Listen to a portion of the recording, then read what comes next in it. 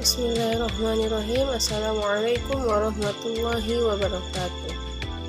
Puji syukur kita ucapkan kepada Allah Subhanahu wa Ta'ala yang mana masih memberikan kita kesempatan dan kesehatan sehingga masih bisa membuat tugas ini dengan lancar insyaallah.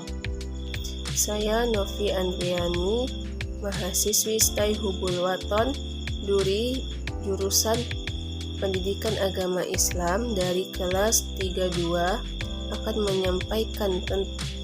menyampaikan materi psikologi tentang motivasi.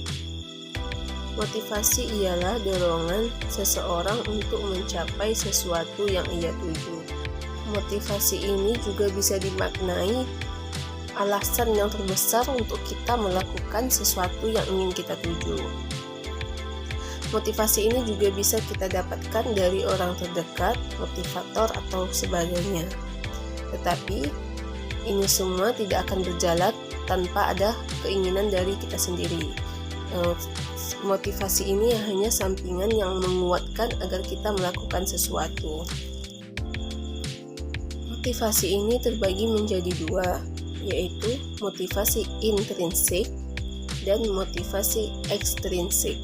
Yang pertama tadi yaitu motivasi intrinsik, ialah motivasi yang muncul dari dalam diri seseorang ingin melakukan sesuatu kegiatan untuk mencapai kepuasan dari dalam diri sendiri tanpa mengharapkan imbalan dari orang lain. Jadi motivasi intrinsik ini ialah dorongan seseorang melakukan sesuatu kegiatan yang memang untuk kepuasan diri sendiri tanpa mengharapkan imbalan dari orang lain. Contoh dari motivasi ini ialah seseorang yang melakukan kegiatan positif seperti mengikuti lomba dan tanpa dia mengharapkan imbalan dari lomba itu. Dia mengikuti itu hanya karena ingin kepuasan dari dalam diri dia sendiri. Yang kedua yaitu motivasi ekstrinsik. Motivasi ini ialah yang muncul dari dalam diri seseorang yang mengharapkan imbalan atau pujian atau dari seseorang. Imbalan ini bisa seperti imbalan uang, hadiah, atau gelar atau pujian yang lainnya. Motivasi ini juga membuat seseorang menjadi melakukan kegiatan yang tidak ikhlas. Contohnya saja seperti mungkin seseorang yang melakukan kegiatan sukarelawan, tapi dia hanya mengharapkan imbalan dari kegiatan itu tersebut. Jadi motivasi ini ialah motivasi yang membuat seseorang itu mengharapkan imbalan dari orang lain.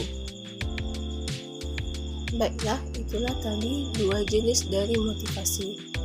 Selanjutnya yaitu fungsi motivasi untuk peserta didik. Fungsinya ialah dorongan gerakan untuk peserta didik melakukan kegiatan aktivitas peserta didik dalam proses belajar mengajar untuk mendapatkan hasil yang maksimal. Dengan motivasi yang positif yang diterapkan kepada peserta didik, ini ialah untuk mencapai suatu cita-cita bagi peserta didik untuk lebih giat untuk mencapai suatu keinginannya.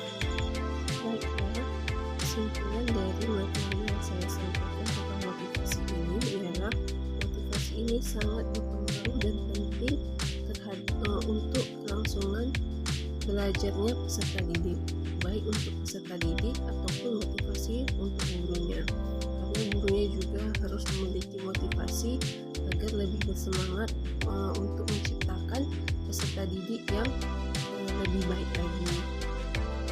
Jadi dengan motivasi ini kelangsungan belajar antara guru dan murid akan jauh lebih baik.